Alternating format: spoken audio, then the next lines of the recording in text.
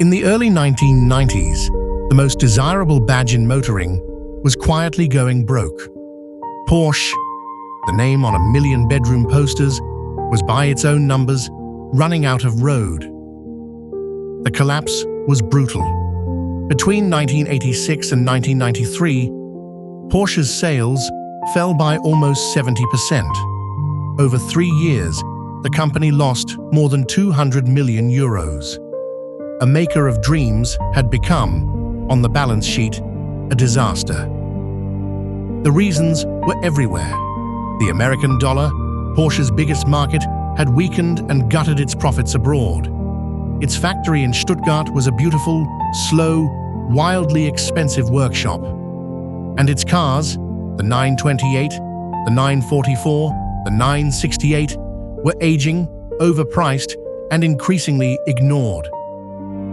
By the early 90s, Porsche was so small and so weak that rivals openly talked about buying it for scrap.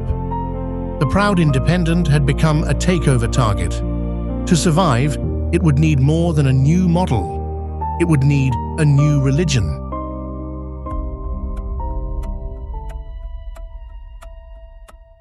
In 1993, the board handed control to an unlikely savior, the head of production, a blunt, cigar-chewing engineer named Wendelin Wiedeking.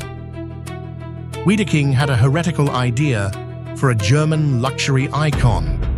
He flew in consultants from Japan, veterans of Toyota, and turned them loose inside the hallowed Porsche factory. They were horrified. Parts sat in towering stockpiles. Building a single car took roughly twice as long as it should. What followed was humiliating and ruthless. The Japanese masters ordered workers to saw the tops off the tall parts shelves by hand, a brutal lesson that the old way was finished. Wiedeking cut the model range, gutted the inventory, and rebuilt everything around lean production. Slowly, Porsche began to make money on every car it built. Then came the first miracle. In 1996, Porsche launched a small, affordable roadster called the Boxster, and it hid a secret. To save money, the Boxster shared its headlights, its bonnet, its doors, and even its new engine with the next 911. One design, 2 cars, a fraction of the cost.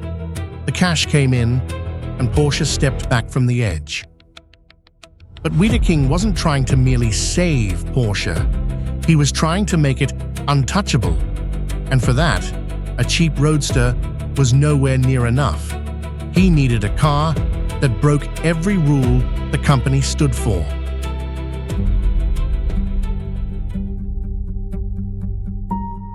In 1998, Porsche quietly began a project codenamed Colorado.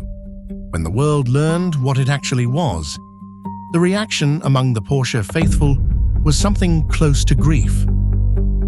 Porsche, the maker of low, snarling sports cars, was going to build a sport utility vehicle.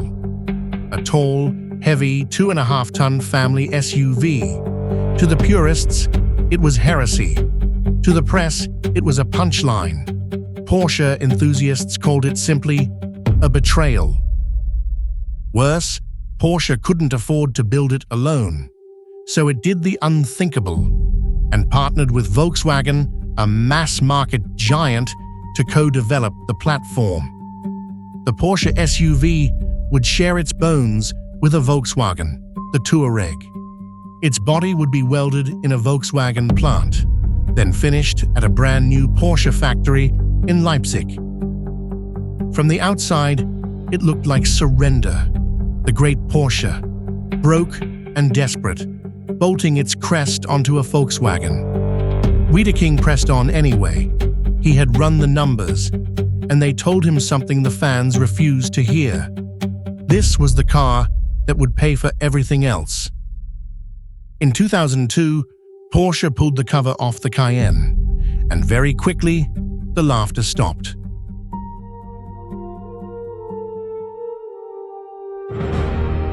The Cayenne should have failed. It was divisive to look at, brutally heavy, and it asked loyal buyers to do the one thing they swore they never would. Instead, it became the most important car the company ever made. The customers the purists despised arrived in numbers no sports car ever delivered. Wealthy families, Americans, a booming China, people who wanted a Porsche with room for a child seat. Within a year, the Cayenne was Porsche's best-selling model. In its first full year, Porsche sold nearly 40,000 of them. The money was staggering.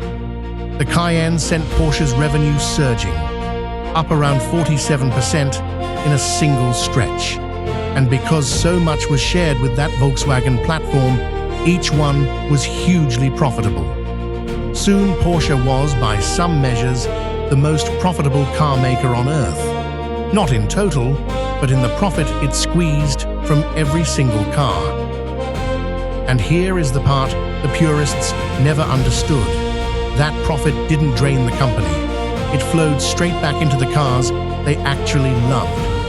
The Cayenne's billions funded the next 911, the engineering, the motorsport, the halo cars that lose money by design. The hated SUV had become the goose that paid for the golden eggs.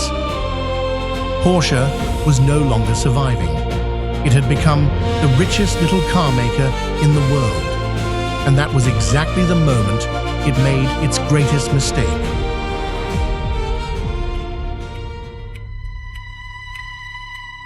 With the Cayenne minting money, Wiedeking grew bolder than any sports car boss had ever dared. He looked at Volkswagen, the giant that had helped him build his SUV, and decided that tiny Porsche should swallow it whole. It was absurd on its face.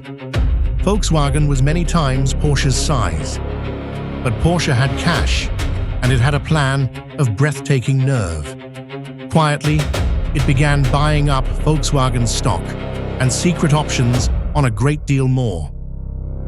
In October 2008, Porsche revealed its hand. It controlled around 74% of Volkswagen, holding roughly 43% of the shares outright, and options on most of the rest. Speculators had bet the wrong way, and in the panic to buy back stock, Volkswagen's price exploded. For a few mad hours, Volkswagen was briefly the most valuable company in the world. Porsche, the firm that had nearly died a decade earlier, appeared to have captured an industrial giant many times its size, with a few thousand employees and a clever trade. It looked like the most brilliant raid in the history of the car business. And then the timing turned. The car the world had hated handed Porsche a fortune. And the fortune handed Porsche just enough rope to hang itself.